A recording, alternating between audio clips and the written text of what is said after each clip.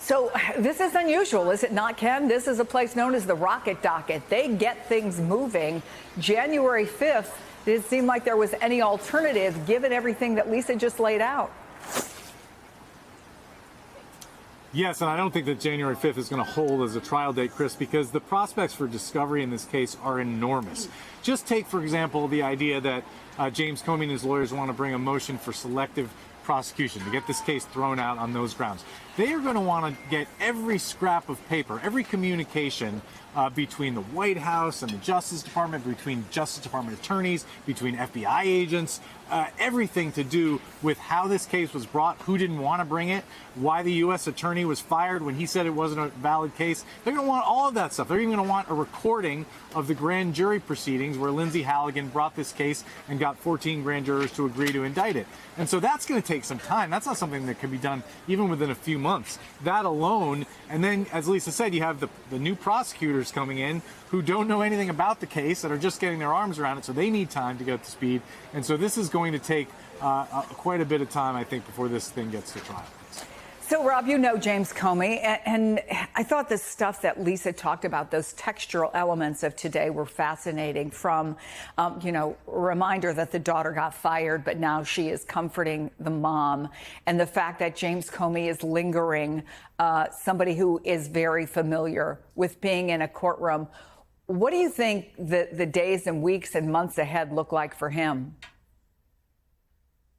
I think he's very confident, but then again, this is his first time on the other side of the aisle. So that has to be, before, if he was confident about a trial, if he was really feeling good about it, he was going to get a conviction. He wasn't going to go to jail.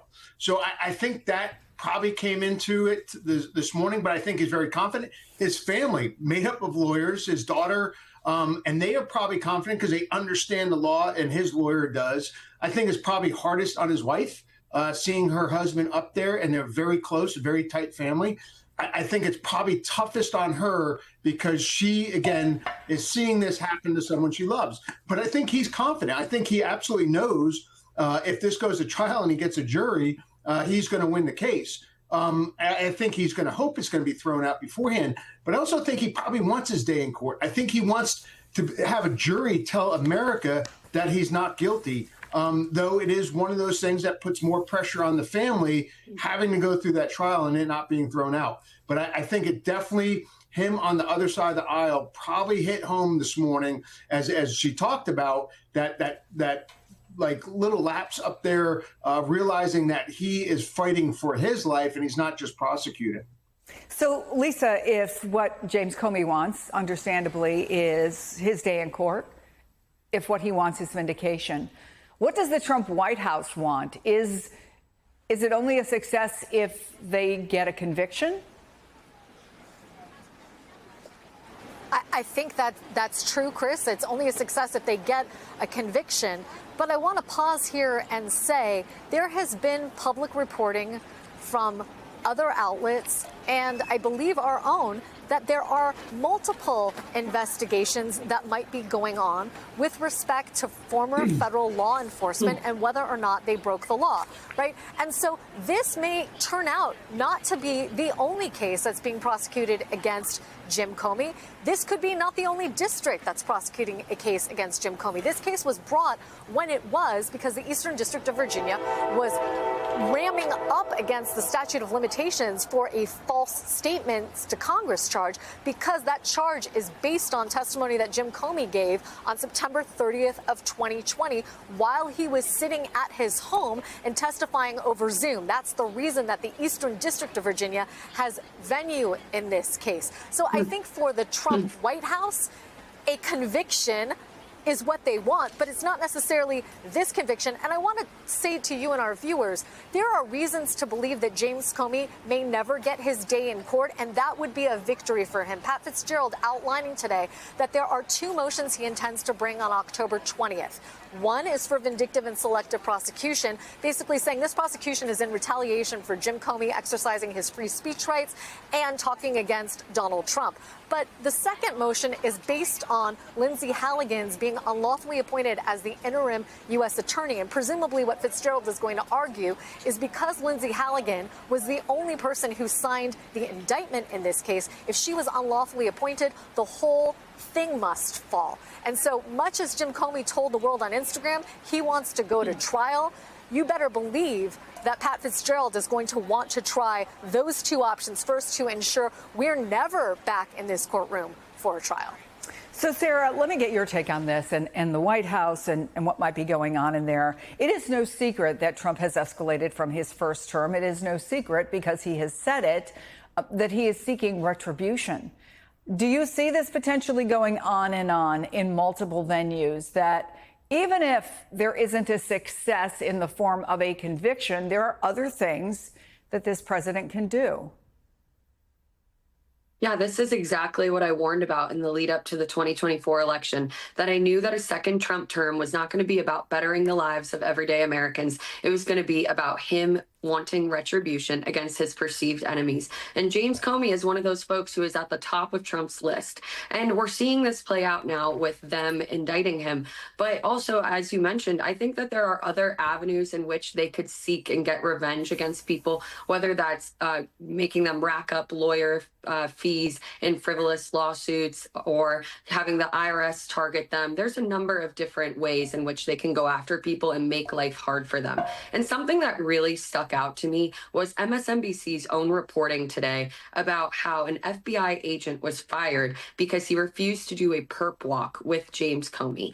And I believe that the Trump administration wanted this perp walk to happen to make a public spectacle of this, to make an example out of James Comey and show their power and flex their muscle of, look at what we're doing to this man who spoke out against us and went against us. We're going to do this to others as well, and you should be scared. And I think that there will be a long list of others who will follow. James Comey's just the first coming, and maybe there will be other charges that they'll levy against him. But I'm sure that this is just the beginning, and that they will no doubt and undoubtedly go against other perceived enemies of Donald Trump.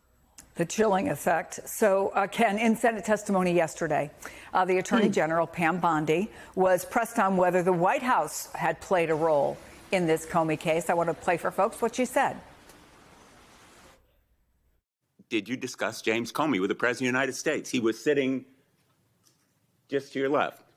Well, 2 seats down, yes. 2 seats down. And I am not going to discuss any conversations I've had or not have with the President of the United States. Because the American public is entitled to know.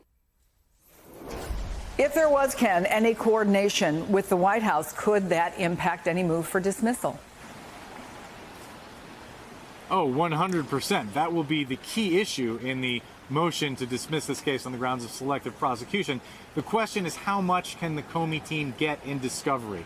For example, that conversation that was just described there, likely the White House would assert executive privilege and say that, you know, the Comey team in this trial has no business learning what was said between the Attorney General and the President. But what if, for example, another White House aide, Stephen Miller or someone else, was coordinating with the Justice Department about this case? Or what if there are communications between Justice Department officials about the pressure they were under from the White House? Or what if the fired U.S. attorney is brought to testify before a congressional hearing? Or there's just many ways in which evidence can be gleaned that would be relevant to this Comey trial about whether the White House essentially orchestrated this prosecution. There's a lot of evidence in the public domain, but there's a lot more that we haven't seen. You know, sometimes the news breaks, and it's not just a headline, it's a warning flare. Today's flare: James Comey just handed Donald Trump a courtroom defeat, and Trump's reaction, according to sources close to him, was basically, "I lost to Comey? Yeah. That's the sound of a man who thought power made him untouchable, realizing it doesn't buy him justice." Here's what's happening. Trump's Justice Department tried to bring Comey down with charges that smelled like revenge. A political hit job dressed up as prosecution. But Comey's legal team fought back. They argued the case was built on selective prosecution, meaning this wasn't about justice, it was about payback. And the court agreed to hear that argument. That's huge. It means the judge saw enough evidence to question whether the White House itself had a hand in pushing the case. And remember, this wasn't just any case. Insiders described it as chaotic. Prosecutors being fired, new lawyers stumbling in, secret communications between Trump's aides and Justice Department officials, even reports that an FBI agent was fired for refusing to stage a perp walk, a public humiliation stunt. Imagine that. The machinery of government used to make a man an example. This is what authoritarianism looks like when it wears a suit and tie. It's not always tanks in the streets. Sometimes it's a phone call from the White House to the Attorney General. It's pressure behind closed doors, whispered instructions, the quiet rot of democracy from the inside out. And yet, Comey stood there, confident, steady. The same man Trump fired in 2017 for refusing to pledge loyalty, now forcing the system to face itself. He didn't win because he's perfect. He won because the truth still matters somewhere, because there are still judges who can tell the difference between justice and vengeance. But let's not pretend this is over. Former Trump officials are already warning that this is just the beginning, that others will be targeted next. They're telling us out loud, retribution isn't a rumor, it's the plan. Make your enemies spend millions defending themselves. Drain them. Scare the rest into silence. That's not leadership. That's fear as a political weapon. So yeah, today, James Comey won. But this story isn't about him. It's about what happens when power turns inward. When a president starts using the government not to serve people, but to crush them. And if we don't stay alert, if we shrug and say, that's just politics, then we're already halfway down the road they're paving. Democracy doesn't end with a bang. It ends with people looking away, don't look away,